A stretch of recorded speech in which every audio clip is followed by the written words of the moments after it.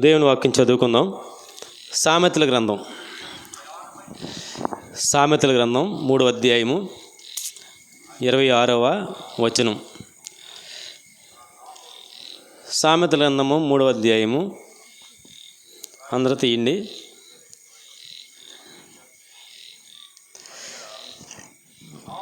26వ వచనం. యెహోవా నీకు ఆధారమగును, నీ కాలు చిక్కుబడకుండునట్లు ఆయన నిన్ను కాపాడును. మేలు చేయుట నీ చేతనైనప్పుడు దాన్ని పొందదగిన వారికి చేయకుండా వెనుక తీయకుము. ఇక్కడ 26వ వచనంలో యెహోవా నీకు ఆధారమగును అన్న మాట మనకు కనపడుతుంది. ఏంటంటే యెహోవా నీకు ఆధారం. ఎవరికి ఆధారం దేవుడు? ఎవరికి ఆధారం దేవుడు చెప్పాలి మీరు. ఎవరికి ఆధారం? నీతిమంతులకి, యెహోవా యందు భయభక్తులు కలిగిన వారికి దేవుడు వారికి ఆధారము. ఆధారం అంటే మనం ఆధారపడదగిన వ్యక్తి లేకపోతే శక్తి. దేవుడు మనం ఆధారపడదగినంత సహాయకుడు. దేవుడు మనం ఆధారపడదగినంత సహాయకుడు. ఎలా అంటే ఎలాంటి పరిస్థితుల్లోనైనా మనం దేవుడి మీద ఆధారపడవచ్చు. ఎలాంటి పరిస్థితుల్లోనైనా మనం దేవుని మీద ఆధారపడవచ్చు. ఎందుకంటే దేవుని మీద ఆధారపడితే జరగందంటూ ఏది లేదు, ఆయన చేయలేదంటే ఏది ఉండదు. అంతే కదా. దేవుని మీద ఆధారపడితే, ఒక వ్యక్తి మీద ఆధారపడితే ఈ వ్యక్తి ఈ కార్యం చేయగలడా లేదని కొన్ని అనుమానం ఉంటుంది. కొన్నిసార్లు కొంతమంది మీద మనం ఆధారపడతాం. అలాంటి సమయంలో ఈ వ్యక్తి ఈ పని చేయగలడా అని కొన్నిసార్లు ఆధారపడిన తర్వాత కూడా మనం కొంచెం సంకోచిస్తాం, ఆలోచన చేస్తాం. నిజంగా ఈ పని నేను చేయాలనుకుంటున్న పని, నేను అప్పచెప్పిన పని ఇతను చేయగలడా అనే కొన్ని అనుమానాలు ఏర్పడతాయి. కానీ దేవునికి అసాధ్యమంటూ ఏది లేదు. దేవుడు సమస్తమును చేయగలిగిన సమర్థుడు. ఏదైనా చేయగలడు ఆయన. అసాధ్యాలని కూడా సుసాధ్యం చేయగలడు. చేయలేని కార్యాలు, మనుషులు చేయలేని కార్యాలు కూడా దేవుడు చేయగలడు. బాగా ఆలోచించేయండి. మనుషులు చేయలేని కార్యాలు కూడా దేవుడు చేయగలడు. ఒక మాటలో చెప్పాలంటే దేవునికి అసాధ్యం అంటే ఏది లేదు. దేవుడు ఏదైనా చేయగలడు. ఏదైనా చేయగలిగిన దేవుని మీద ఆధారపడడం అనేది చాలా మనం అంత అనుమానించాల్సిన అవసరం ఏమీ లేదు. దేవుడి మీద ఆధారపడడానికి మనం అనుమానించాల్సిన అవసరం లేదు. కీర్తన 3వ అధ్యాయము 3వ కీర్తన 5వ చరణం చదవండి. 3వ కీర్తన 5వ చరణం. 3వ కీర్తన 5వ చరణం. యెహోవా నాకు ఆధారము, కావున నేను పండుకొని నిద్రపోయి మేల్కొంటాను. 10,000 మంది దండెత్తి నా మీదికి వచ్చి మోహరించినను నేను భయపడను. 10,000 మంది అంటండి, తక్కువేం కాదు. 10,000 మందిని మాటల 10,000 మంది వచ్చి ఆయన మీద పడిపోయినా ఆయన నిద్రపోతాడంట. 10,000 మంది వద్దాం అనుకుంటున్నారు మీరు రాత్రి నీ మీదకే? 10,000 మంది, 100 మంది కాదు, 50 మంది కాదు, 30 మంది కాదు, 40 మంది కాదు, 10,000 మంది నీ మీదకి రాబోతున్నారు ఈరోజు దావీదు. అంతే కదండి. దావీదు, 10,000 మంది నీ మీదకి రాబోతున్నారు. అబ్షాలోము తిరుగుబాటు చేసినప్పుడు రాయబడిన కీర్తనది. అది అబ్షాలోము తన కుమారుడైన అబ్షాలోము తన మీద తిరుగుబాటు చేసిన సమయంలో రాసిన కీర్తన. అప్పుడు అంటున్నాడు ఆయన, 10,000 మంది నా మీద దండెత్తి, 10,000 మంది దండెత్తి నా మీదకి వచ్చి మోహరించినను ఐఎమ్ నాట్ వర్రీ. నేను భయపడను, నేనేమి ఆలోచించను. ఎందుకు?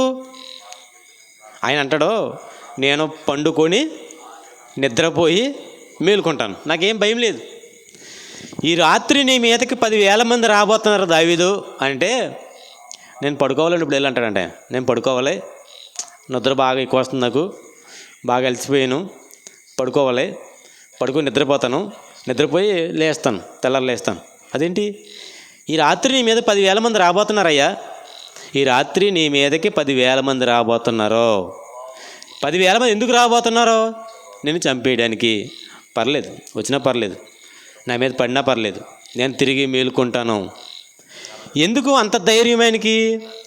ఎందుకు అంత ధైర్యమానికి అంటే, యెహోవా నాకు ఆధారము. ఏమన్నాడు? యెహోవా నాకు ఆధారము. నేను దేవుని మీద ఆధారపడ్డాను కాబట్టి మనుషులకు భయపడను. అంతే దాని అర్థం. అంతే కదా దాని అర్థం. నేను దేవుని మీద ఆధారపడ్డాను కాబట్టి నేను మనుషులకు భయపడను. ఎవరికి భయపడను? నేను మనుషులకు భయపడను అంటాడు.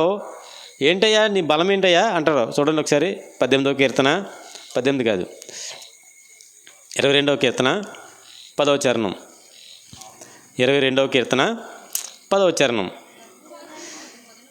గర్భవాసినైనది మొదలుకొని నాకు ఆధారము నీవే, నా తల్లి నన్ను కన్నది మొదలుకొని నా దేవుడవు నీవే, నా ఆధారం నీవే.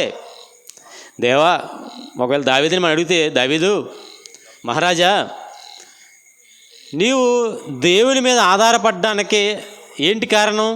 ఏంటి కారణం అంటే, అసలు దేవుడు నాకు ఎప్పటి నుంచి ఆధారమో తెలుసా? ఇప్పుడు కాదయ్యా, తల్లి గర్భంలో ఉన్నప్పటి నుంచే నాకు ఆయన ఆధారం. నా తల్లి నన్ను కన్నది మొదలుకొని నా దేవుడవు నీవే. శ్రమ వచ్చి ఉన్నది, సహాయము చేయవాడెవడునూ లేడు, నాకు దూరముగా ఉండకము అన్నాడు. శ్రమ వస్తుంది, నాకు మనుషులు ఎవరో సహాయం చేయరు. ఎందుకంటే నేను మనుషుల మీద ఆధారపడిన వాడిని కాదు. వినండి జాగ్రత్తగా, నేను మనుషుల మీద ఆధారపడిన వాడిని కాదు. మనుషుల మీద ఆధారపడిన వాడు మనుషుల సహాయం కోసం ఎదురు చూస్తాడు. బాగా ఆలోచన చేయండి. మనుషుల మీద ఆధారపడిన వాడు మనుషుల సహాయం కోసం ఎదురు చూస్తాడు. కానీ దావీదు గారు ఇక్కడ ఎవరి మీద ఆధారపడ్డాడో? దేవుని మీద ఆధారపడ్డాడో. కాబట్టి అంటున్నాడు ఆయన, శ్రమ వచ్చి ఉన్నదే, సహాయము చేయువాడు లేడు, నాకెవరు లేరు, నాకు దూరముగా ఉండొద్దు ప్రభువా, నీవే నాకు సహాయం, నీవే నాకు సహాయం. నీ సహాయం లేకపోతే నేను ఇంత స్థాయికి ఎదిగేవాడిని కాదు. నీ సహాయమే లేకపోతే నా శత్రువులు నన్ను ఎప్పుడో లేపేసేవారే. నీ సహాయమే లేకపోతే గొర్రెల తొట్టులో ఉండిపోవాల్సిన కానీ నేను అంతఃపురానికి వచ్చేవాడిని కాదు. నీ సహాయం నాకుందని నాకు బాగా తెలుసు, నేను నీ మీద ఆధారపడుతున్నాను. అందుకే చాలాసార్లు దావీదు గారు తన జీవిత కాలంలో ఏర్పడిన ఎన్నో ప్రాణాపాయ స్థితుల్లో ఆయన దేవుని మీద ఆధారపడి ముందుకెళ్ళిపోతూ ఉంటాడు. నన్ను రక్షించండి అని ఎవరిని కూడా ఆయన బ్రతిమలాని సందర్భాలు మనకు కనపడవు. ఒకవేళ ఆకీష్ దగ్గరికి వెళ్ళినా, ఏమండి, ఒకవేళ షాదోక్ దగ్గరికి వెళ్ళినా, అభ్యతార్ దగ్గరికి వెళ్ళినా, ఎక్కడికి వెళ్ళినా కానీ ఆయనకున్న ఒక నిరీక్షణ ఏంటంటే, నేను ఎక్కడికైనా వెళ్తున్నాను కానీ నన్ను కాపాడేది వారు కాదు, నన్ను కాపాడేది దేవుడే. మరణపాయ స్థితిలో, ప్రాణం పోయే స్థితిలో ముఖ్యంగా దావీదు గారికి ఆధారం ఎవరంటే దేవుడే. ఎన్నో సందర్భాల్లో మనం చూసాం దావీదు గారి జీవితంలో, చాలా సందర్భాలను మనం చూసాం. ఈ ప్రాణాపాయ స్థితిలో ఈ సమయంలో ఎవరో కూడా ఇతను ఆదుకోలేరు అనుకున్న సమయంలో కూడా దావీదు గారిని దేవుడు ఆదుకున్నాడు. ఎందుకు ఆదుకున్నాడు దావీదు గారిని దేవుడు అని అంటే, దావీదు గారికి దేవుని సహాయం ఉంది. దావీదు గారు దేవుని మీదే ఆధారపడ్డాడు. మరి మనం ఎవరి మీద ఆధారపడతాం? మనం మనుషులు, తల్లిదండ్రుల మీద ఆధారపడే వాళ్ళు ఉన్నారు. ఇప్పటికీ కూడా వయసు వచ్చి 30 సంవత్సరాలు అయినా సరే తల్లిదండ్రుల మీద ఆధారపడే వాళ్ళు ఉన్నారు. కొంతమంది పిల్లల మీద ఆధారపడుతుంటారు, కొంతమంది బంధువుల మీద ఆధారపడి ఉంటారు, కొంతమంది తన వీధిలో ఉన్న వారి మీద, తన పక్కింటి వారి మీద ఆధారపడుతూ ఉంటారు, కొంతమంది తన స్నేహితుల మీద ఆధారపడుతూ ఉంటారు, కొంతమంది తమ విశ్వాసుల మీద ఆధారపడతారు, కొంతమంది తమ సేవకుల మీద ఆధారపడతారు. కానీ దావీదు గారు ఏ మనిషిని ఆధారం చేసుకోకుండా తన జీవితాంతం కూడా దావీదు గారు యెహోవానే ఆధారం చేసుకున్నాడు. ఒక మాట చెప్తాం చూడండి, యోబు గ్రంథంలో మరి భక్తిహీనుల గురించి మాట్లాడతాడు. భక్తిహీనుల గురించి మాట్లాడుతూ యోబు గ్రంథము 27వ అధ్యాయము 8వ వచనం. యోబు గ్రంథము 27వ అధ్యాయము 8వ వచనం. దేవుడు వానిని కొట్టివేయినప్పుడు వాని ప్రాణము తీసివేయినప్పుడు భక్తిహీనులకు ఆధారమేది? వానికి బాధ కలిగినప్పుడు దేవుడు వాని మొరవినునా? వాడు సర్వశక్తుని యందు ఆనందించునా? వాడు అన్ని సమయములలో దేవునికి ప్రార్థన చేయునా? చేస్తాడా భక్తిహీనుడు దేవుడికి ప్రార్థన చేస్తాడా? చేయడు. భక్తిహీనుడికి ప్రార్థన ఏంటి?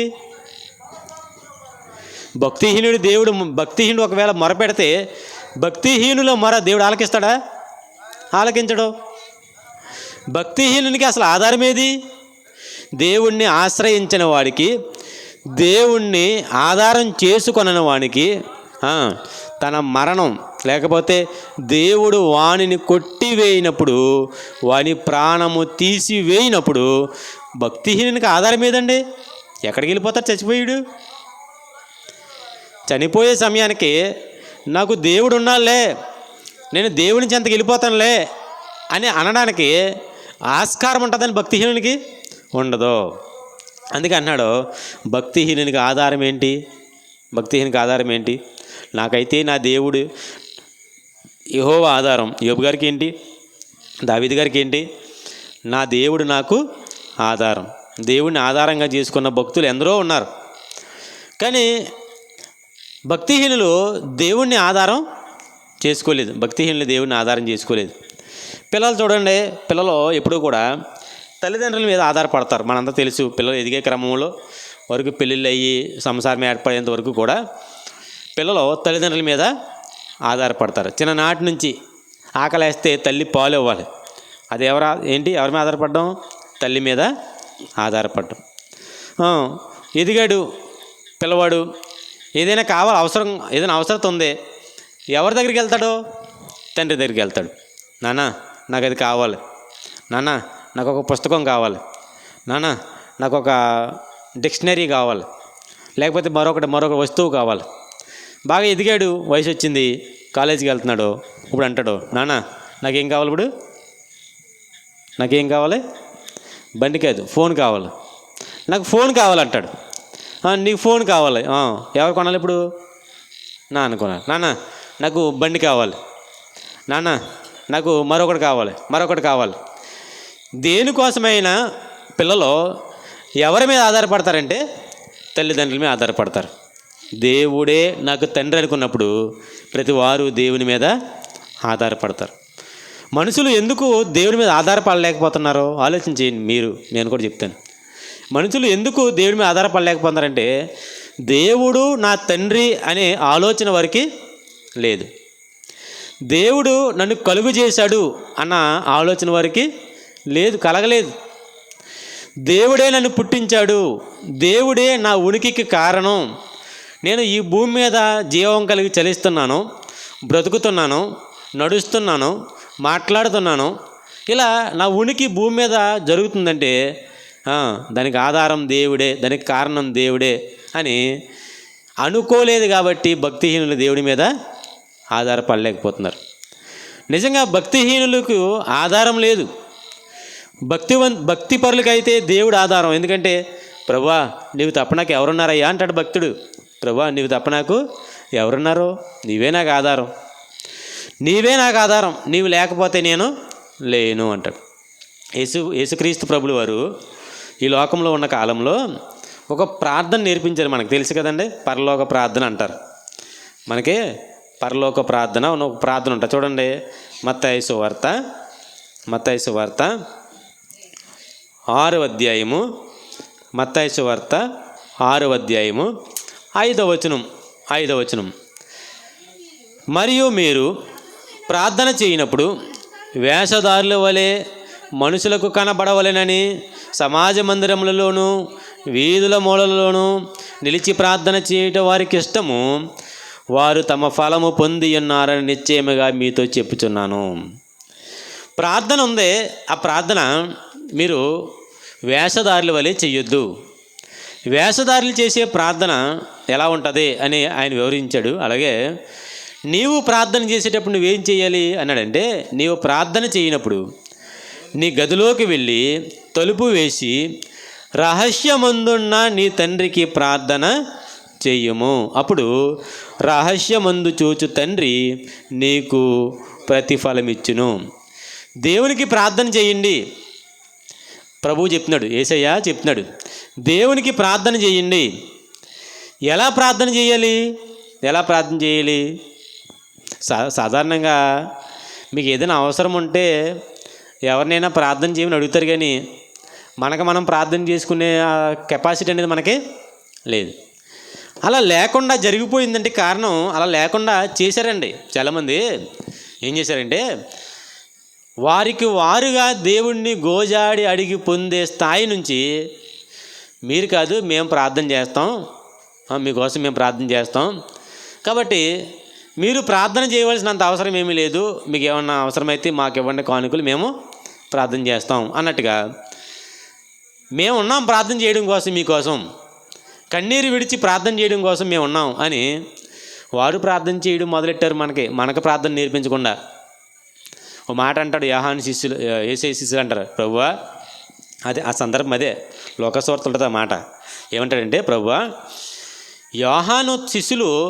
యోహాను తన శిష్యులకు నేర్పినట్లు నీవు కూడా మాకు ప్రార్థన చేయడం నేర్పించి ప్రభు అని అడుగుతారండి శిష్యులు. అయితే నేర్పిస్తున్నాను వినండి. మీరు ఎలా ప్రార్థన చేస్తారంటే, ప్రార్థన చేయడం అందరికీ తెలుసు, కానీ ఆ విధానాలు తెలియవు. ప్రార్థన చేయడం అందరికీ తెలుసండి, ప్రార్థన అడగ రాదండి. ప్రార్థన అంటే ఏముందండి? అడగడమే కదా. దేవుడిని అడగడమే. బాగా వినాలి, దేవుడిని అడగడమే. అందరూ చేస్తాం ప్రార్థన, కానీ చేసే విధానాలు తప్పు. ఎలా చేయాలి ప్రార్థన? యేసయ్య చెప్తున్నాడు సాక్షాత్తు, ఇదిగో నువ్వు ప్రార్థన చేసేటప్పుడు నువ్వు లోకంలో ఉంటున్న వారి వలె నువ్వు ప్రార్థనా పద్ధతులను పాటించొద్దు. నువ్వు ప్రార్థన చేసేటప్పుడు నువ్వేం చేస్తావంటే, నీవు ప్రార్థన చేసేటప్పుడు నీ గదిలోకి వెళ్ళి చేసుకో. నువ్వు నీ గదిలోకి వెళ్ళి చేసుకో. అదేంటి ప్రభువా, మా మోహన్ రావు పాస్టర్ గారు మరి నా దగ్గరికి రా, నేను ప్రార్థన చేస్తానని చెప్తున్నారంట. ఉదాహరణకి మోహన్ రావు పాస్టర్ గారికి ఉదాహరణకి మోహన్ రావు పాస్టర్ గారు, మా అయ్యగారు మరి నా కోసం ప్రార్థన చేస్తానని ఆయన నన్ను రమ్మంటున్నాడంట, తల మీద ఉండ ప్రార్థన చేయడానికి. ఏమో ఆ పద్ధతులు ఏమి బైబిల్లో లేవు, కానీ యేసయ్య ఏం చెప్తున్నాడంటే, నీవు ప్రార్థన చేసుకోవాలనుకుంటే, నువ్వు దేవుడితో మాట్లాడాలంటే నువ్వు ఎవరినో సంప్రదించవలసిన అవసరం లేదు. మీడియేటర్ అవసరం లేదు. కారణం ఏంటంటే, యేసుప్రభువే మీడియేటరు. మానవాళ్ళందరికీ మీడియేటర్ ఎవరో? యేసుప్రభువే మీడియేటరు. ఆయనకి మించిన మధ్యవర్తి ఎవరో? దేవునికి నరులకును మధ్యవర్తి ఎవరండి? యేసుప్రభువే మధ్యవర్తి. కాబట్టి నువ్వేం చేయొద్దు, యేసుప్రభు నామములో అడుగు. అయ్యా మరి ఎవరి దగ్గర వెళ్ళమంటావా? ఎవరి చేత చేయించుకోమంటావా? ఎవరి చేత చేయించుకునే అవసరం లేదు. బాగా వినండి, బైబిల్ ఇది. నువ్వు ఎవరి చేత ప్రార్థన చేయించుకోవాల్సిన అవసరం లేదు. మరి ఏం చేయాలి? నువ్వే చేసుకో. నువ్వు నీ గదిలోకి వెళ్ళు, తలుపు వేసుకో. రహస్యమందున్నాడు దేవుడు. నీ తండ్రికి నువ్వేం చేయాలి? ఇప్పుడు నీ తండ్రికి ప్రార్థన చెయ్యము. నీ తండ్రికి నీవు ప్రార్థన చెయ్యము. నువ్వు చెయ్యి నీ తండ్రికి ప్రార్థన అని బైబిల్ నేర్పుతుందండి. బైబిల్ ఏం నేర్పుతుంది? నువ్వు చెయ్యి ప్రార్థన. వింటున్నారా? ప్రార్థన ఎవరు చేయాలి? ఇప్పుడు మనం చేసుకోవాలి ప్రార్థన. నువ్వు చేసుకోవాలి ప్రార్థన దేవుడికి. నీకోసం ఇంకొకటి చేయడం ఏంటి? మనకు కూడా అలవాటు బాగా. పెద్ద అన్నగారు వస్తే ఆయన చేత ప్రార్థన చేసుకుంటే బాగుంటుంది మనకి. పెద్ద అన్నగారు వచ్చినప్పుడు ప్రార్థన చేసుకుంటే బాగుంటుంది మనకి. లేకపోతే బాగా విరివిగా వాడబడుతున్న సేవకుల చేత ప్రార్థన చేయించుకుంటే బాగుంటుంది మాకు అని ఒక అలవాటు మనకి. కాదండి, నీ ప్రార్థన నువ్వు చేసుకోవాలి. నీకు దేవుడికి సంబంధించిందండి. మధ్యలో మిగతా వారు ఎవరు అడగరాకే. నీ క్యారెక్టర్ ఏంటి, నీ జీవితం ఏంటి, నువ్వు మాట్లాడుతుంటే దేవుడు వింటాడా లేదని సంగతే దేవుడికి నీకు సంబంధించిన విషయం అది. ఇక్కడ చెప్తున్నాడు ఏంటంటే, నీ తలుపేసుకుని రహస్యమందు నీ తండ్రికి ప్రార్థన నువ్వే చెయ్యాలి, అప్పుడు నీకే ఆయన ప్రతిఫలం ఇస్తాడో అని చెప్పాడు. ఇది వదిలేయండి, ఈ విషయం వదిలేయండి. నేనేం చెప్పనుకున్నానంటే, మీరు ఎలాగూ ప్రార్థన చేయడం అంటే చూడండి, అక్కడ 9వ వచనంలో, కాబట్టి మీరు ఎలాగూ ప్రార్థన చేయుడి అని ఉంది.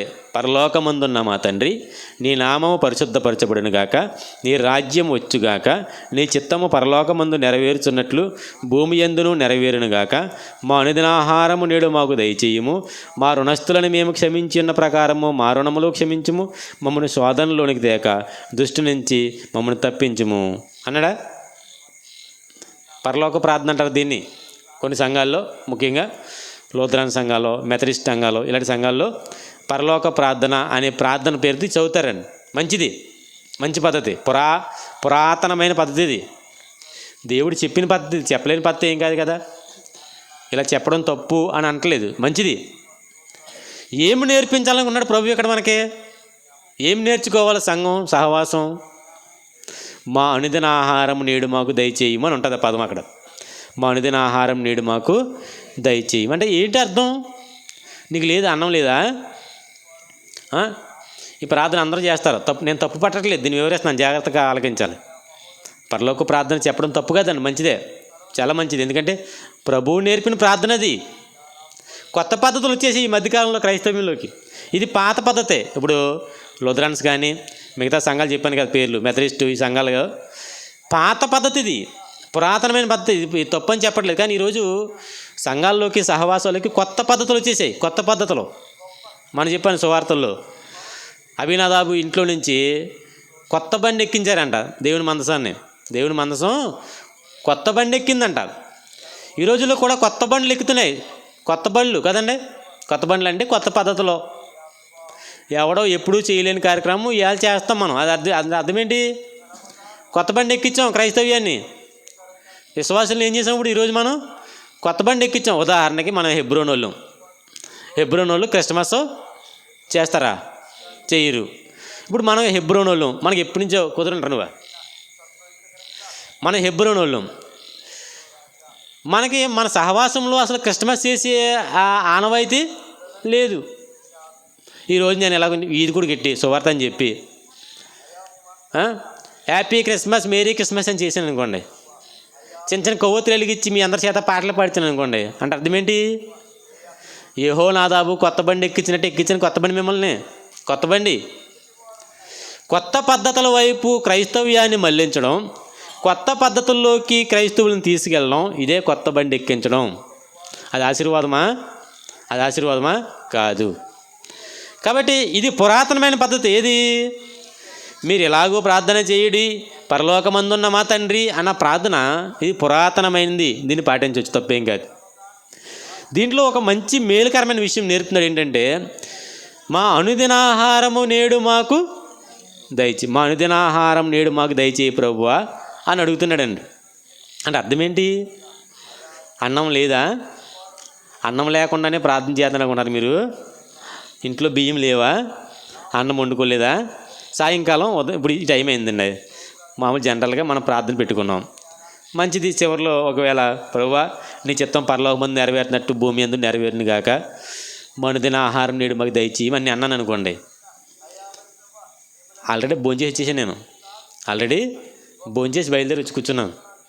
మీలో చాలామంది తినుంటారు, కొంతమంది వెళ్ళి వండుకుని సిద్ధపరచుకుని ఉంటారు, సిద్ధపాటుగా తింటాకి వెళ్ళారు. కానీ ఇక్కడ ఏం చెప్తున్నాడంటే, మా అనుదినాహారం నేడు మాకు దయచేయమని అర్థం ఏంటి?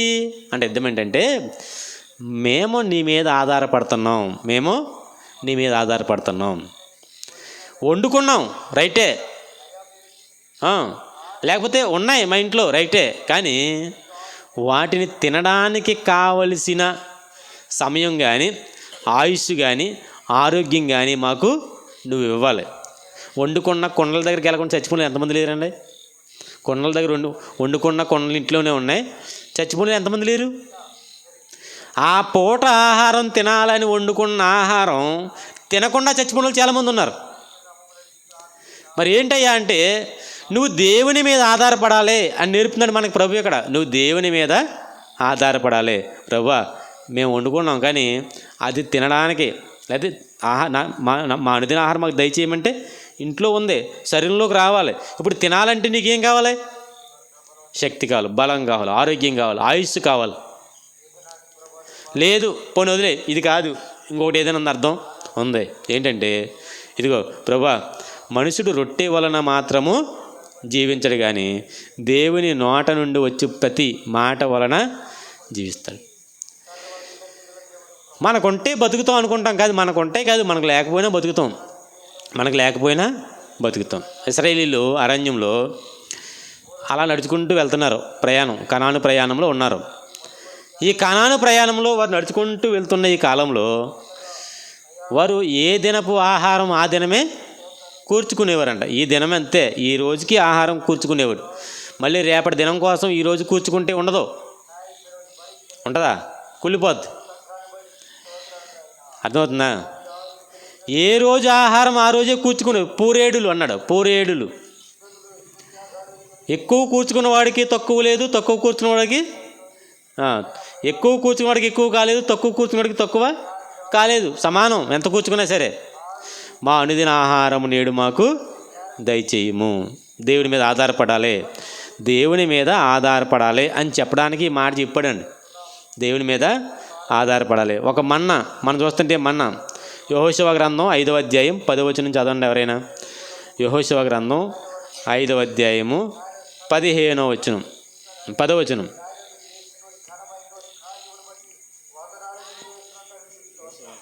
యెహోషువ 5:10. యోధా వారిని అధిపతులను. యెహోషువ 5:10. ఇశ్రాయేలీయులు గిల్గాలులోను దిగి ఆ నెల 14వ తేదీన సాయంకాలమున యెరికో మైదానములో పస్కా పండుగను ఆచరించిరి. పస్కా పోయిన మరనాడు వారు ఈ దేశపు వంటను తినిరి. ఆ దినమందే వారు పొంగకయు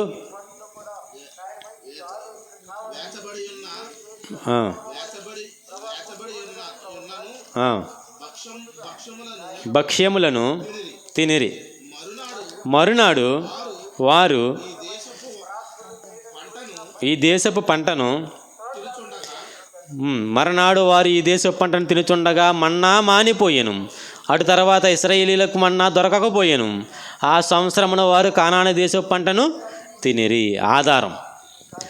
ఇశ్రాయేలీయులకి కానాను దేశంలో పంట ఇచ్చేంత వరకు దేవుడే వారికి ఆధారం. దేవుడి మీద వారు ఆధారపడ్డారు. దేవుని మీద ఆధారపడ్డారో దేవుడు కూడా వారిని విడిచిపెట్టలేదండి. దేవుడు కూడా వారిని విడిచిపెట్టలేదు. ఆశిషా దెయ్యం పెట్టుకుందంటే నిన్న కుదురు కూర్చో, బస్ వేసుకుని పక్కన పడేదాన్ని పక్కన పడే.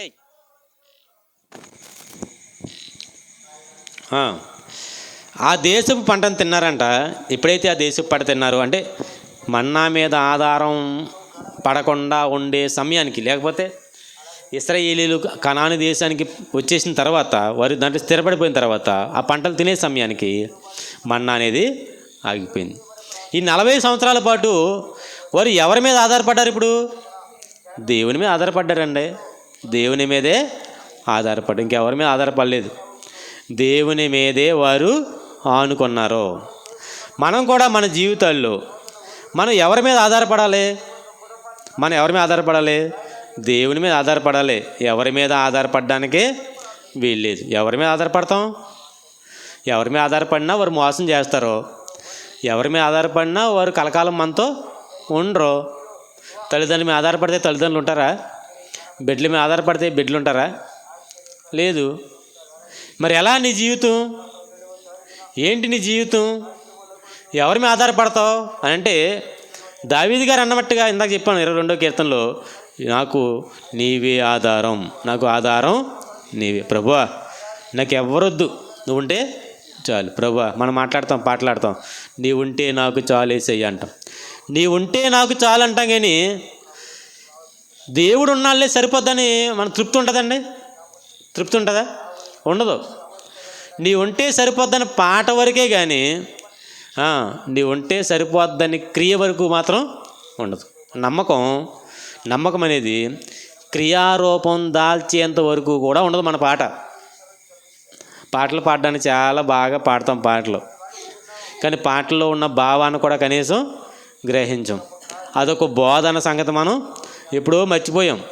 పాటలని పాటలంటే ఏంటనుకున్నారు ఇంతకీ? చూడండి, కొలసీలకు రాసిన పత్రిక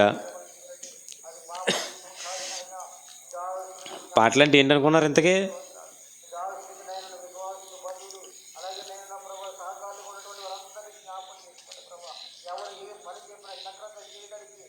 నాలుగో అధ్యాయమా?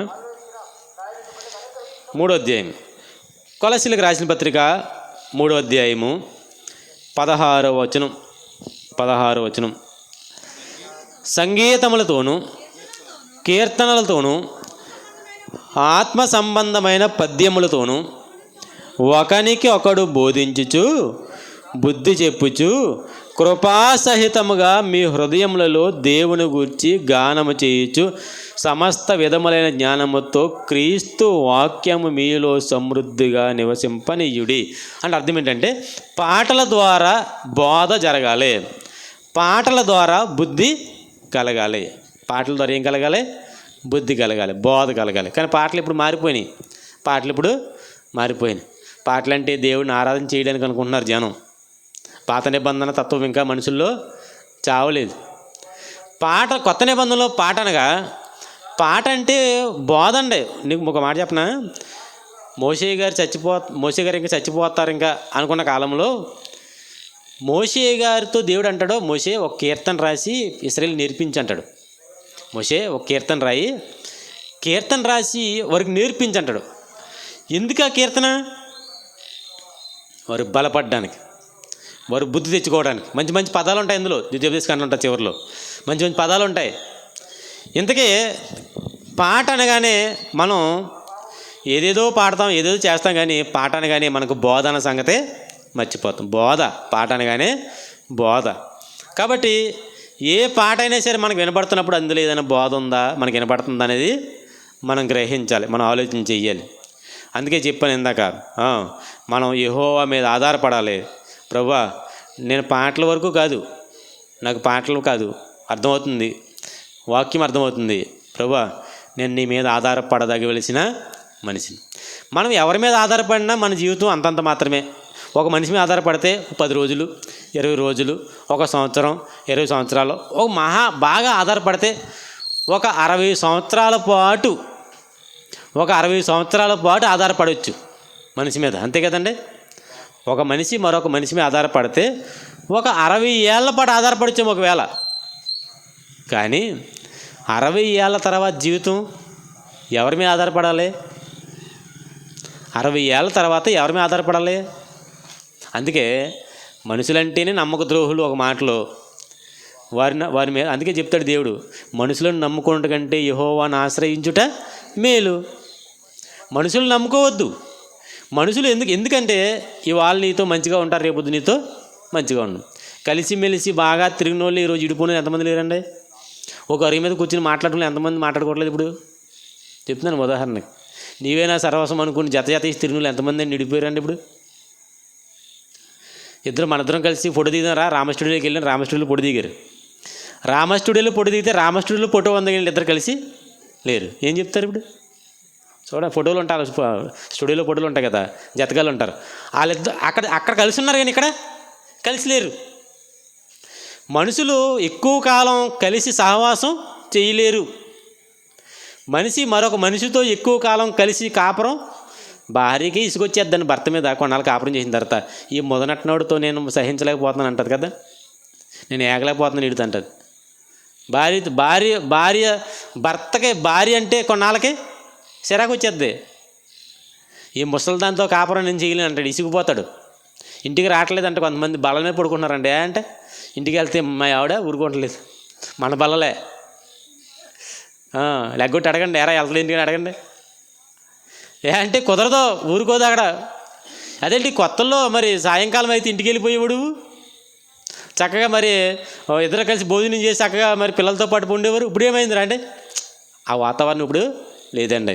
ఏ అంటే ఏం చెప్తాం. ఒక ఆయన నక్కల పొంతులను అదే కాలువ పక్కన కలవట్లు కట్టారు కదా, దాని మీద పడుకుంటున్నాడంట రాత్రులు వెళ్ళి. అంటే ఇంటికి వెళ్తే నేను నిద్రతో కూడా ఇంటికి వెళ్తే నిద్రతో కూడా ఉండలేదంట. ఏం చేస్తాడు మరి, ఏం చెయ్యాలి? ఇప్పుడు ఒక మాట చెప్తున్నా, అదే ఏంటంటే నేను కలిసి మెలిసి భార్యాభర్తలే కలిసి ఉండలేకపోతున్నారు, కలిసి సహవాసం స్నేహితులే చేయలేకపోతున్నారు. పక్కింటోడితో 4 రోజులు మాట్లాడితే 8 రోజులు మాట్లాడవు. ఎవరి మీద ఆధారపడాలి ఇప్పుడు చెప్పండి మీరు? ఎవరి మీద ఆధారపడాలి మనం? దేవుడి మీద. దేవుని మీద ఆధారపడని జీవితాలు కూడా ముందుకు సాగవు. అంటే ముందుకంటే పైగతికి పోవు. మనం అనుకుంటాము దేవుడా చూద్దాంలే తర్వాత, ఎవడన్నా వచ్చాడు ఎరా పాలకులు వెళ్దామా అంటాడు, వెళ్దాం రా.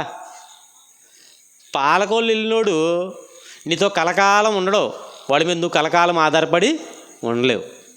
ఎరా సినిమాకి వెళ్దాంరా అంటాడు, సినిమాకి వెళ్తారు. సినిమాకి వెళ్ళినాడు ఇంకో సినిమాకి వస్తాడేమో.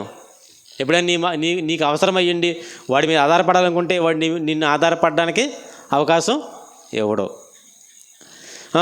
అరే విహారయాత్రకి వెళ్దాం, బీచ్కి వెళ్దాం, మేరీమాత గుడికి వెళ్దాం, స్నేహితులు.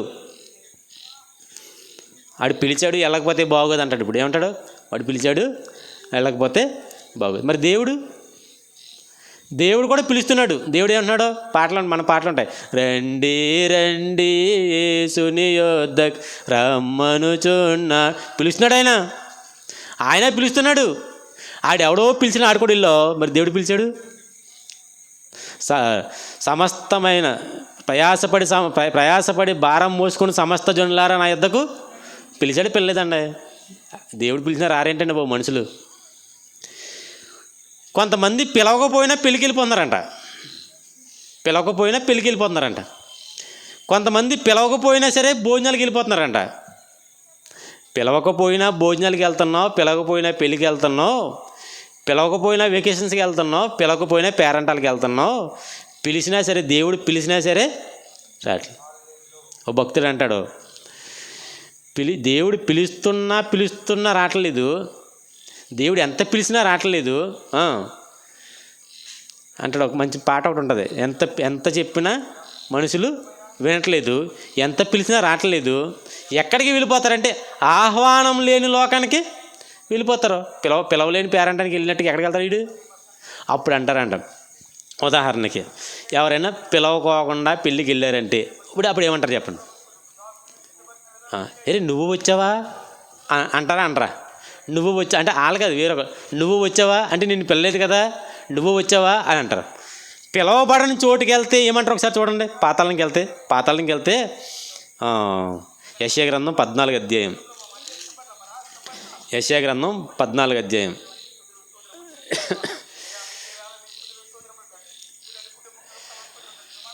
9వ వచనం. నీవు ప్రవేశించుచుండగానే నిన్ను ఎదుర్కొనుటకే క్రింద పాతాళము నీ విషయమే కలవరపడుతుంది. బాబు ఈడొచ్చేస్తున్నాడు ఏంటారు బాబు, ఎంత తినేస్తాడు అనుకుంటారు చూసారా?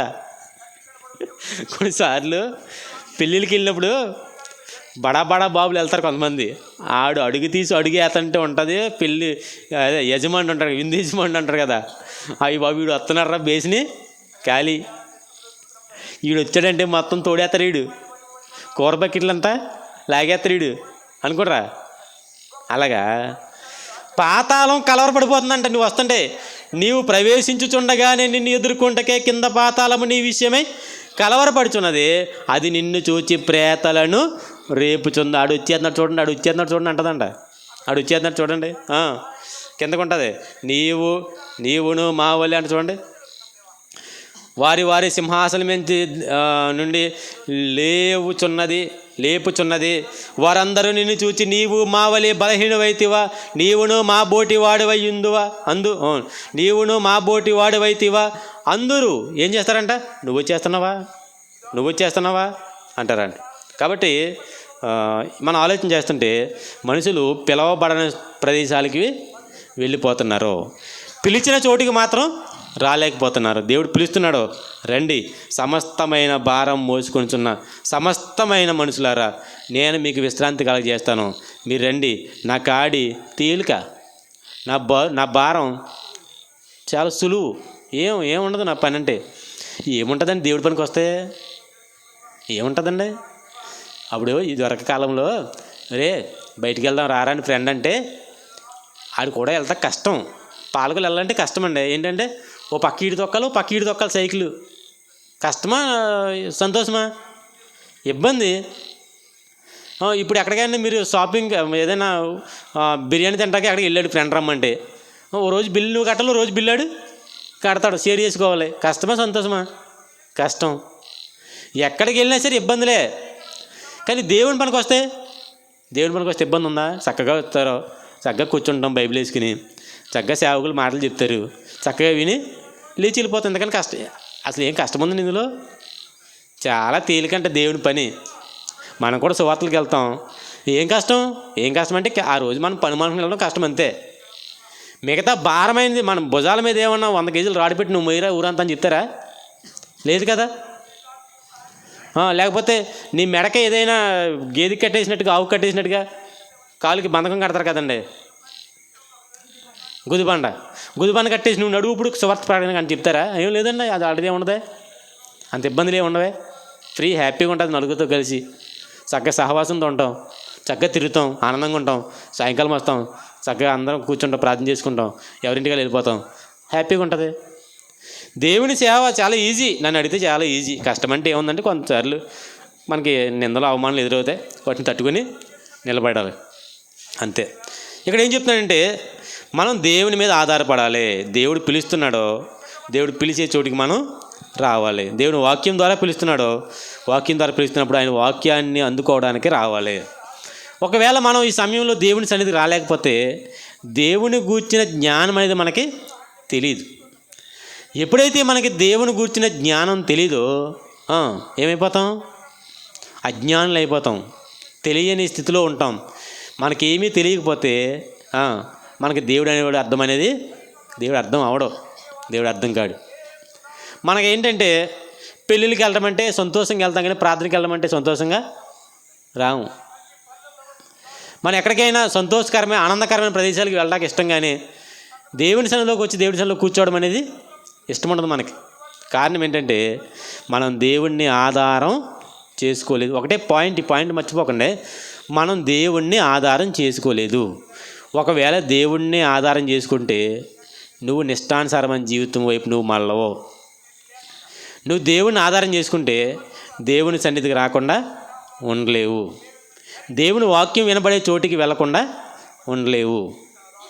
వెళ్ళడానికి ఒకవేళ నీకు ఎన్ని ఆటంకాలు వచ్చినా సరే ఆ ఆటంకాలన్నీ కూడా విదుల్చుకుని వెళ్ళాలి దేవుని సన్నిధి కంటే. అది గొప్ప. నీకు అవకాశం ఉన్నప్పుడు, నీకు ఖాళీగా ఉన్నప్పుడు, నీకు బాగా కుదిరినప్పుడు, లేకపోతే నీకు అందుబాటులో పెట్టినప్పుడు వెళ్ళడం అదా దేవుని ఆధారం చేసుకోవడం అంటే. నువ్వు దేవుని మీద ఆధారపడ్డావు ఎక్కడుందా? అపనమ్మకే కదా, నీకు అపనమ్మకమే కదా, మరి దేవుని ఆధారం లేకే కదా నువ్వు బతుకుతున్నావు. దేవుని విడిచిపెట్టేసాం.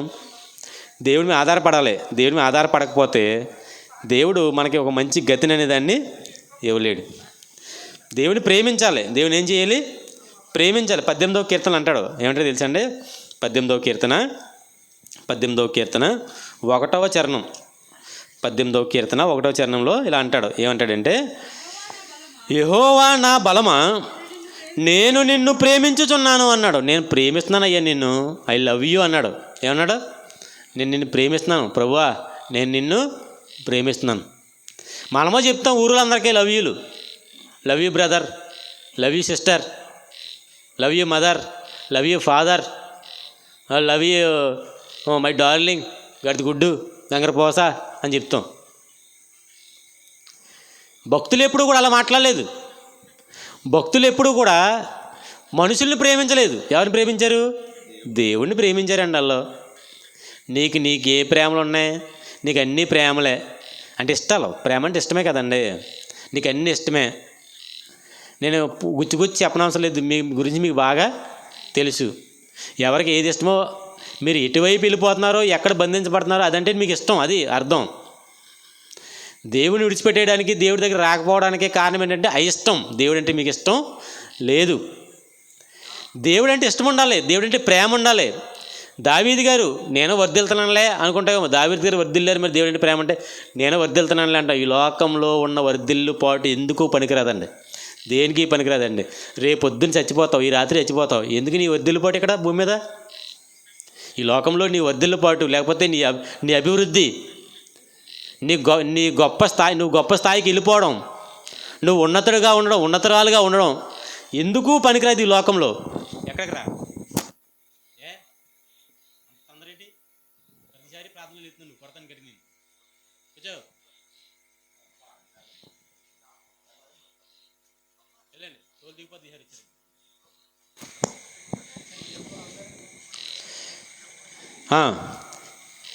మన వర్ధిల్లుపాటు, లేదంటే మన ఉన్నతి, మన అభ్యున్నతి.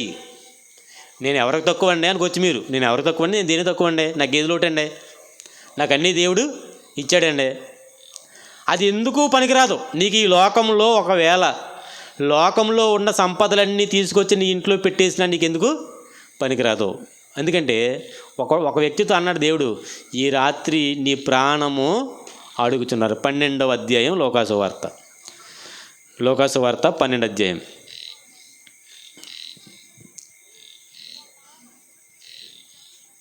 ఒక వ్యక్తికి విస్తారంగా తన భూమి పండింది. విస్తారమైన తన భూమి పండిన తర్వాత ఆ వ్యక్తి ఏం చేశాడంటే, ఏమనుకుంటాడంటే, నాకు ఇంత విస్తారమైన పంట కలిగింది కాబట్టి నేనేం చేయాలి అని అనుకుంటాడు. ఏమనుకుంటాడంటే, నా ప్రాణమా, అనేక సంవత్సరములకు విస్తారమైన ఆస్తి నీకు సమకూర్చబడినదే. నేను చెప్పినట్టుగా ఇప్పుడు ఉదాహరణకే సర్వసంపదలన్నీ కూడా నీకు ఏ లోటు లేకుండా నేను ఇంట్లో పెట్టేశాడు అనుకో ఒక దేవుడు. ఒకవేళ దేవుడు పెట్టిందే కదండి, పంటలంటే దేవుడు ఇచ్చినయే, సైతానికి ఇచ్చినవి కాదు, లోకంలో ఎవడు ఇచ్చినవి కాదు. ఇతనికి విస్తారమైన పంట పడిందంటే అర్థం ఏంటంటే దేవుడు ఇచ్చాడు ఆస్తి. దేవుడు ఒకవేళ నాకు కూడా ఆస్తి ఇచ్చాడు ఒకవేళ నువ్వు అనుకుని విరవీగుతున్నావా, నాకు ఏ లోటు లేదు, నాకు దేవుడు అక్కర్లేదు, నాకు నా ఆస్తే ఆధారం, నాకున్న సిరి సంపదే నాకు ఆధారం, లేకపోతే నాకున్న మంచి స్థితే నాకు ఆధారం, నేను ఎవరి మీద ఆధారపడవలసిన అవసరం నాకు లేదు అనుకుంటావా? అయితే ఇక్కడ చెప్తున్నాడు, నీకులాగే ఈ వ్యక్తికి కూడా దేవుడు అన్నీ ఇచ్చాడు. ఏమిచ్చాడు? విస్తారమైన ఆస్తి ఇచ్చాడు. ఏమాత్రం లోటు లేదు అతనికి. ఇంకా అనేక సంవత్సరాలకు సరిపడే సంపాదన ఒక్క పారులోనే పండేసింది అతనికి. ఇప్పుడు అంటున్నాడు, నా ప్రాణమా, అనేక సంవత్సరాలకు విస్తారమైన ఆస్తి నీకు సమకూర్చబడి ఉన్నది, సుఖించుము, తినుము, త్రాగుము, సంతోషించుమని చెప్పుకున్నాడంట. అబ్బా ఎంత గొప్పడు, మనకులంటాడు. ఎవరులంటాడు? మనకులాంటి భూమి మీద ఉన్న మనుషుల్లో అంటాడు. మనిషిలేని అతను కూడా ఈరోజు ఉంటున్న సమాజంలో ఉంటున్న మనుషుల్లో అంటాడు. ఆనాడు ఉన్నాడు. అతను కూడా ఇలాగనుకున్నాడు, నీకు దేవుడితో ఏమందా ఆధారం, నీకు దేవుడి మీద ఆధారపడాల్సిన అవసరం ఏముంది, నీకు ఆస్తి ఉంది, నీకు అంతస్తు ఉంది, నీకు మంచి స్థితి ఉంది, నువ్వు దేవుడి మీద ఆధారపడవలసిన అవసరం ఏముంది? అక్కర్లేదు. నువ్వు దేవుని సన్నిధికి వెళ్ళక్కర్లేదు, ఇంటికాడ ఉండి పర్లేదు. నువ్వు దేవుని సన్నిధికి రానక్కర్లేదు, నువ్వు పెళ్ళికెళ్ళు. నువ్వు దేవుని సన్నిధికి రావక్కర్లేదు, నువ్వు ఊరెళ్ళు. నువ్వు దేవుని సన్నిధికి రావక్కర్లేదు, నీ స్నేహితుడితో నువ్వు వెళ్ళు అని చెప్తుంది మన ప్రాణం. మన ప్రాణం మనకు చెప్తుంది ఈ మాటలో. మనకి బుద్ధి కలగడానికి దేవుడు ఒక మాట చెప్పాడు. ఏంటంటే ఇక్కడ అంటున్నాడు, అయితే దేవుడు వెర్రివాడ, ఈ రాత్రి నీ ప్రాణం అడుగుచున్నారో నీవు సిద్ధపరిచినవి ఎవని వగునని అతనితో చెప్పాను. నువ్వు సిద్ధపరిచింది ఎవడి అవుతే? నీ ఇంట్లో చాలా ఉంది, నీకు లోటు లేదు, నువ్వు దేవుడు అక్కర్లేదు అనుకుంటున్నావు, నా జీవితానికి దేవుడు అక్కర్లేదు అనుకుంటున్నావు. నీకు అవకాశం కుదిరితే దేవుడి సన్నిధికి వెళ్తావు, లేకపోతే మానేస్తావు. నీకు అవకాశం కుదిరితే దేవుని పనికి వస్తావు, లేకపోతే దేవుని పనికి రావు. నీకు దేవుడు అక్కర్లేదు. ఇప్పుడు అలాంటి వాళ్ళకి దేవుడు చెప్తున్నాడు, వెర్రివాడా. అది స్త్రీ అయినా పురుషుడైనా ఒకటే పదం. నువ్వు మహాజ్ఞానవంతుడా, మహాధనవంతుడా, సిరి సంపదలు కలిగిన సౌభాగ్యవంతుడా అని అన్నాడు. ఇక్కడ ఏమైనా వెర్రుడంట, వెర్రివాడా, ఈ రాత్రి నీ ప్రాణం అడుగుతున్నారో, ఈ రాత్రి ఏం చేస్తున్నారంట, నీ ప్రాణం అడుగుతున్నారో,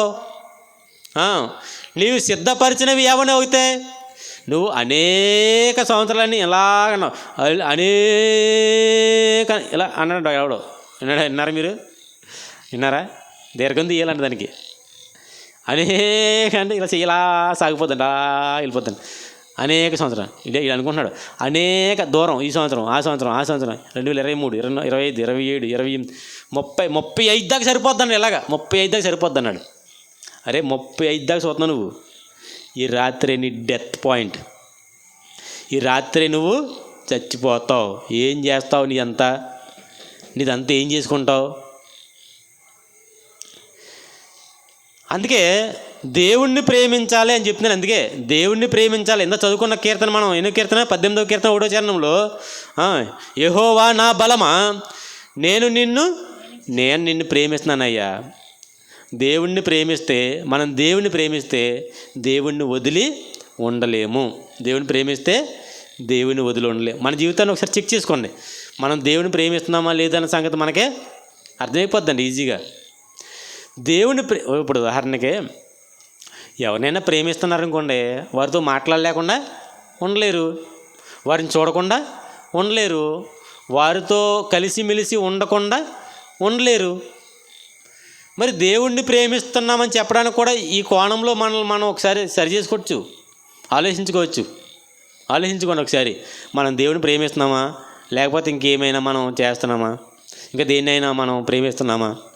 అందుకే ప్రభు మాట అంటాడు, మత్తయి వార్త 10వ అధ్యాయము 37వ వచనం. మత్తయి వార్త 10వ అధ్యాయము 37వ వచనం. తల్లినైనను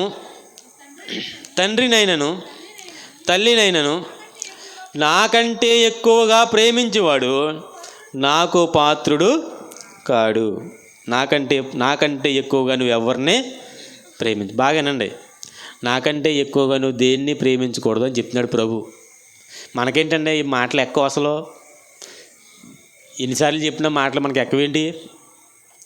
నాకంటే ఎక్కువగా మీరు ఎవరిని ప్రేమించకూడదు, ఈ ఫార్ములా రాసుకోండి. దేవుడి కంటే నేను ఎవరిని ఎక్కువ ప్రేమించకూడదు అన్న మాట గుర్తుంచుకోండి, అది ఎప్పుడు మనం మర్చిపోకూడదు. కింద ఒకవేళ మీరు ఏదో అనుకుంటారేమో, కాదు, మీ అమ్మని, మీ నాన్నని, మీ పిల్లల్ని, మీ అన్నదమ్ముల్ని కూడా మీరు ప్రేమించండి. నాకంటే ఎక్కువగా ప్రేమించొద్దు అంటలేదు వాళ్ళని ప్రేమించండి. నాకంటే ఎక్కువగా ప్రేమించొద్దు అన్నాడు. దేవుడి కంటే ఎక్కువగా ప్రేమించే వాళ్ళు చాలామంది ఉన్నాం మనలో కదండి. దేవుడి కంటే ఎక్కువగా అనేకమైన వారిని ప్రేమించే వాళ్ళం మనం ఉన్నాం. కాబట్టి మనం అలా చేయకూడదని చెప్పి ప్రభు చెప్తున్నాడు. నాకంటే ఎక్కువగా మీరు దేన్ని ఒకవేళ అలా ప్రేమిస్తే వారు నా ప్రేమకు పాత్రులు, అంతేనా మాట, వారు నాకు పాత్రులు కారు అంటారు. చూడండి 37 చివరి భాగం. నాకంటే ఎక్కువగా ప్రేమించువాడు నాకు పాత్రుడు కాడు అంటే నేను అతన్ని యాక్సెప్ట్ చేయను, నేను అతను అంగీకరించను, నేను అతను తీసుకోను. ఈ పదాలన్నీ కూడా దానికి ఉపయోగించవచ్చు. నాకంటే ఎక్కువగా మీరు ఎవరిని ప్రేమించొద్దు. ద్వితీయోపదేశకాండం 6వ అధ్యాయము 5వ వచనం. ద్వితీయోపదేశకాండం 6వ అధ్యాయము 5వ వచనం. నీ పూర్ణ హృదయముతోనూ, నీ పూర్ణాత్మతోనూ, నీ పూర్ణ శక్తితోనూ నీ దేవుడైన యెహోవాను ప్రేమించాలి. ఎవరిని ప్రేమించాలి? ఇప్పుడు దేవుణ్ణి ప్రేమించాలి. దేవుణ్ణే ప్రేమించాలండి, ఇంకెవరిని ప్రేమించకూడదు. అంటే మితంగా ఎక్కువగా హయ్యర్ లెవెల్లో ఎక్కువగా ఎవరు ప్రేమించాలి? దేవుని కంటే ఎక్కువగా. ఒకవేళ దేవుని ప్రేమకి నీ పిల్లోడు ప్రేమ అడ్డొస్తుంది అనుకో, నీ పిల్లోడు కూడా నువ్వు తిరస్కరించాలి తప్ప వాడిని ప్రేమించడానికే కుదరదు. అబ్రహాము ఇస్సాకు సందర్భం మనందరూ తెలుసు. అబ్రహాముని దేవుడు పరీక్షించాడు. ఏమని? నిజంగా నన్ను ప్రేమిస్తున్నాడా అబ్రహాం నిజంగా నన్ను ప్రేమిస్తున్నాడా అనుకున్నాడు. అబ్రహామును పరీక్షించాడు. నిజంగా 100 సంవత్సరాల తర్వాత ఒక పిల్లోడు పుట్టాడంటే ఎంత ప్రేమ ఉంటుందండి. అప్పటికే పిల్లలు కావాలని కలవరేళ్తున్న కుటుంబం అది. వయసు ఉడికిపోయింది, గర్భం ఉడికిపోయింది, ఇంకా పిల్లలు రారని తెలిసిపోయింది. దేవుడు వాగ్దానం చేస్తున్నాడు. బయట తీసుకొచ్చాడు పట్టపగలు, రాత్రి కాదు అంతకే, పట్టపగలు తీసుకొచ్చి చుక్కలు చూపించాడంట. పట్టపగలు చుక్కలు కనపడతాయా? పట్టపగలు తీసుకొచ్చి ఆకాశంలో చుక్కలు చూపించాడంట. మనకు కనపడవు, అలా చూపించాడు దేవుడు. యేసుక్రీస్తు పుట్టినప్పుడు నక్షత్రం కనపడింది. రాత్రే పగల? పగలో. ఏ రోజు దగ్గరికి వెళ్ళి మాట్లాడొచ్చినప్పుడు ఎప్పుడు కనపడుతుంది? పగలో. చదవండి బాగా బైబిల్. పట్టపగలు కూడా దేవుడు చుక్కలు చూపిస్తాడు. చూపించాలనుకున్న వారికి మాత్రమే, అందరికి కాదు. ఆయన మనోనేతలు తెరిచిన తర్వాత గేహజీకి అగ్ని రథాలు కనపడ్డాయి. ఆయన చూపించాలనుకుంటే మరుగైన వాటిని కూడా చూపించగలడు అని అర్థం చేసుకోవాలి. దేవుడు చూపించాలనుకుంటే మరుగైన వాటిని కూడా చూపించగలడు. దేవుడు చూపించాలనుకుంటే రాత్రి కాదు, పట్టపగలు మిట్ట మధ్యాహ్నం కూడా ఆకాశంలో చుక్కల్ని చూపించగలడు. అంత కెపాసిటీ. అందుకని చెప్పాను, దేవుడికి అసాధ్యమైంది ఏది కూడా లేదు. అబ్రహాం తీసుకెళ్ళాడు బయటికి. అబ్రహాం ఆకాశం వైపు చూడొకసారి అన్నాడు. చూశాడు. అబ్రహాం గారు ఆకాశం వైపు చూస్తే ఆకాశంలో నక్షత్రాలు కనబడుతున్నాయి. ఈ నక్షత్రాలని ఏమన్నాడు? ఇదిగో నీ సంతానము ఏమవుతుంది? ఆకాశ నక్షత్రాలంత విస్తారంగా చేస్తానన్నాడు. సముద్ర ఇసుక రేణువుల కంటే విస్తారమైన సంతతిని నీకు ఇస్తానన్నాడు. ఈ మాటలన్నీ అబ్రహాం గారి హృదయంలో ఉన్నాయి. అబ్రహాం గారి హృదయంలో ఈ మాటలన్నీ పెట్టుకుని ఇప్పుడు అబ్రహాం గారు ఇస్సాకు గారు పుట్టాక ఎంత ప్రేమిస్తాడో మీరు చెప్పండి, నేను ముగిస్తాను. ఎంత ప్రేమిస్తాడో అసలు మామూలుగా ముసలోళ్ళకి కొడుకుకు పిల్లలు పుడితేనే చాలా భుజాల మెతికిని మోస్తారండి. భుజాల మీద కూతురికి పిల్లలు పుట్టినా, కొడుకు పిల్లలు పుట్టినా సంక్రాంతికి మోస్తారు, భుజాల మీద మోసుకుంటారండి. తన ఎత్తి మీద కూర్చోబెట్టుంటారండి. తనకే పిల్లలు పుడితే ఏం చేయాలి? ఇంకంతగా ప్రేమిస్తున్నాడంట, బాగా ప్రేమిస్తున్నాడంట. ఎవరిని? ఇస్సాకుని. అప్పుడు దేవుడు అంటాడు 22వ అధ్యాయంలో ఆదికాండంలో, అబ్రామా నీవు ప్రేమించుచున్న, నీకు ఒక్కడై ఉన్న, నీవు ప్రేమించుచున్న ఇస్సాకుని ఏ పర్వతాలు? మోరియా పర్వతాలను తీసుకెళ్ళి దహన బలి ఇచ్చే అన్నాడు. దేవుడు చెక్ చేస్తున్నాడు, పరిశీలన చేస్తున్నాడు. అబ్రహాము నన్ను ప్రేమిస్తున్నాడా, తన కొడుకునే ప్రేమిస్తున్నాడా? భక్తులు ఎవరో కూడా దేవుడి కంటే ఎక్కువగా దేన్ని కూడా ప్రేమించలేదు. తన ప్రాణాన్ని సహా ద్వేషించుకోకుంటే అన్నాడు కింద మత్తయి సువార్తలో. తన ప్రాణాన్ని కూడా ద్వేషించుకోవాలంట దేవుడి నిమిత్తం. నీ జిహ్వాను కూడా నువ్వేం చేసుకోవాలి? ద్వేషించుకోవాలి. లేకపోతే నువ్వు ఆయన ప్రేమకు పాత్రుడు కాదు. మనం ఏమనుకుంటాం? మనం ప్రేమించకపోతే ఏంటంటే అంటాం, నీకంటే ఎక్కువగా కూడా దేవుడిని ప్రేమించు.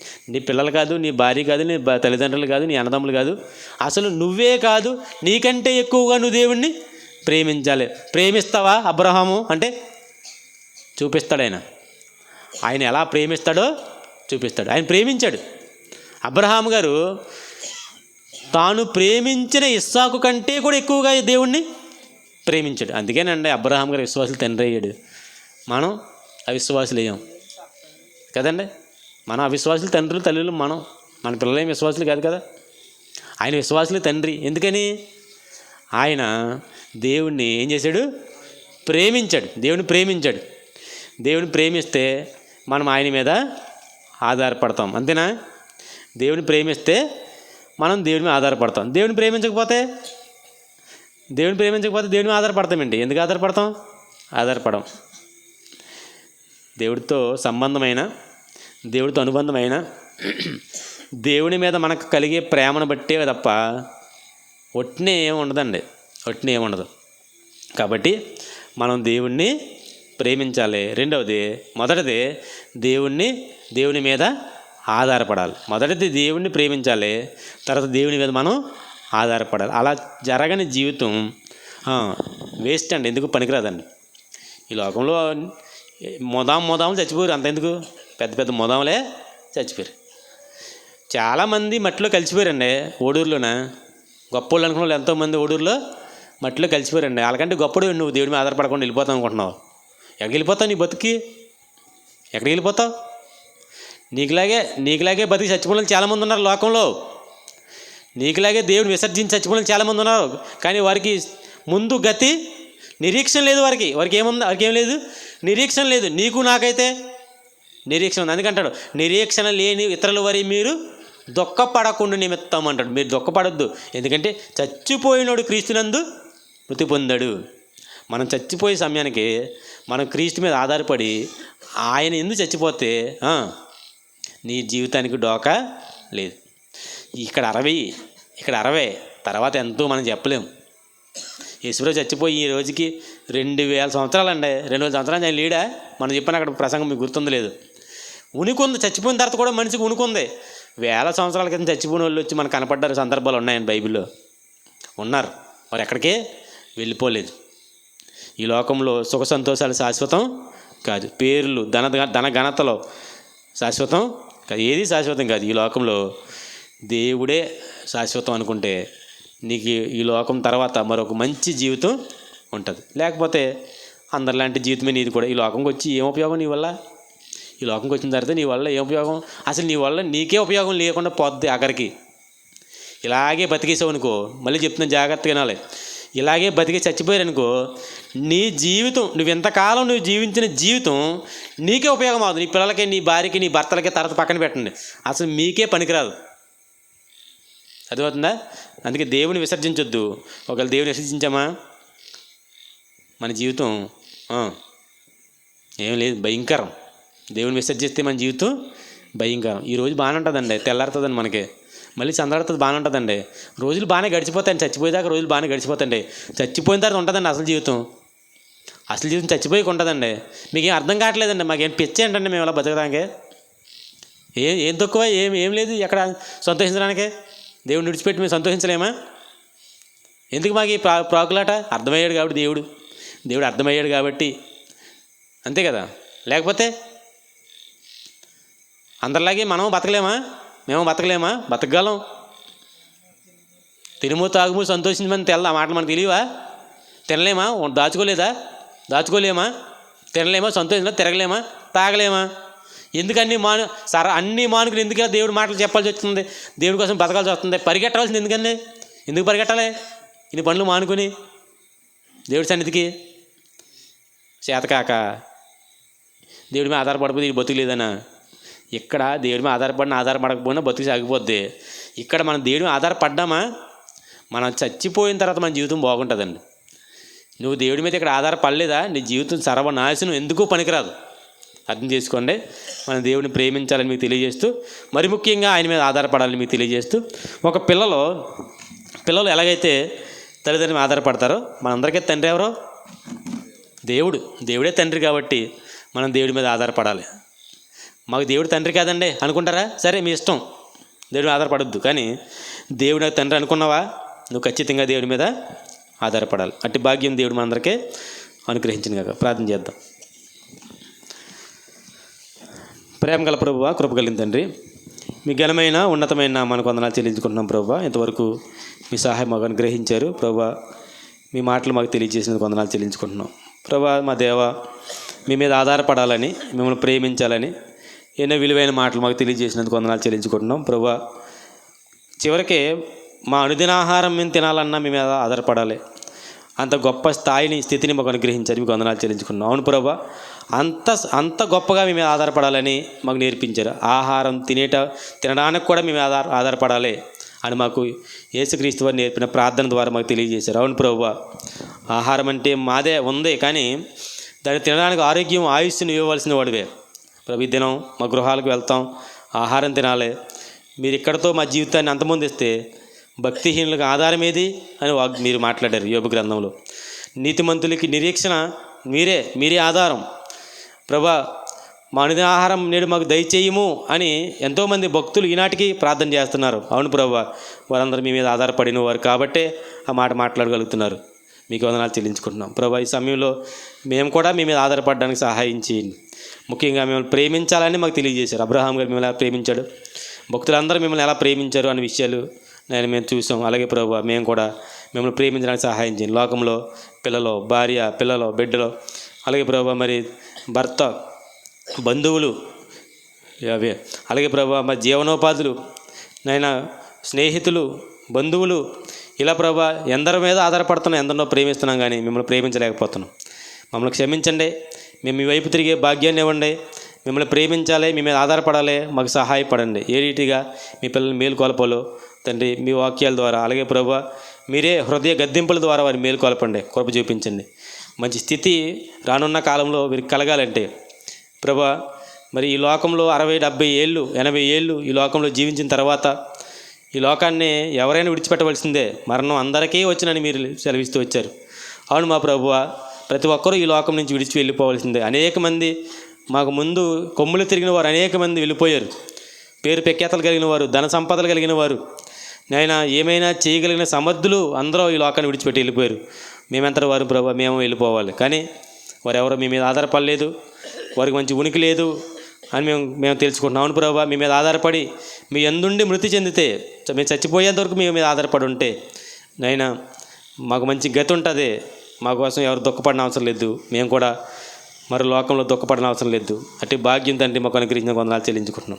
మీకు స్తుతులు స్తోత్రములు చెల్లించుకుంటూ ప్రభా మరి గృహం యొద్ద మీరు వినిపించిన మాటలు బట్టి వందనాలు. గృహానికి దేవుని ఆశీర్వాదం అనుగ్రహించండి. మరి ప్రతి ఒక్కరూ మిమ్మల్ని సేవించే భాగ్యాన్ని దయచేయండి, కృప చూపించండి. అయినా అనేక మందికి ఇంకా మీ సువార్త అందడానికి కృప చూపించండి. మాకు కూడా మమ్మల్ని కూడా బలపరచండి ప్రభా. అనేక చోట్లకి వెళ్ళి మీ సువార్తను ప్రకటిస్తున్నాం, మీ కృపను అనుగ్రహించండి, సహాయం చేయండి. ఇంకా తండ్రి రానున్న కాలంలో మరింతగా మీ వాక్యాన్ని విరివిగా నేను అనేక మందికి వెదజల్లడానికి కృప చూపించమని బతిమలాడుతూ వచ్చిన మీ పిల్లలందరినీ జ్ఞాపం చేసుకోండి, బలపరచండి. ఎవరైతే అక్కరతో ఉన్నారో, ఎవరైతే అనారోగ్యంతో ఉన్నారో వారిరువురిని జ్ఞాపం చేసుకోండి. మీ చిత్తమైతే విరువురికి కావాల్సిన వాటిని అనుగ్రహించండి, సహాయపడండి, కృప చూపించండి. మీకు స్తుతులు చెల్లించుకుంటూ యేసుక్రీస్తు వారి పరిశుద్ధమైన నామములో ప్రార్థన పెడుకుంటున్నాం తండ్రి, ఆమేన్. మన తండ్రి అయిన దేవుని ప్రేమ, కుమారుడైన యేసుక్రీస్తు వారి కృప, పరిశుద్ధాత్మ దేవుని సహవాసము సన్నిధి సదాకాలము మనందరికీ తోడి నడిపించును గాక. ఆమేన్. అందరికి వందనాలండి.